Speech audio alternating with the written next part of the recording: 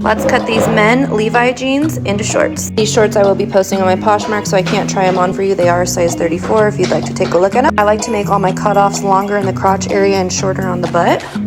Here's what the backside looks like. And here's the front. Nobody wants their thighs rubbing together in the summer. I like these jeans because they already had some natural holes in them from whoever had them before. But we used the seam ripper to seam rip all the areas that we wanted to cut.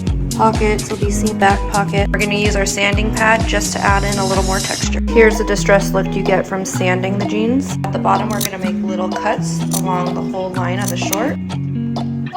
Let's wash them for a big reveal and then add studs. Jeans are out of the dryer. Now we're gonna use the seam ripper to pull out these little white strings.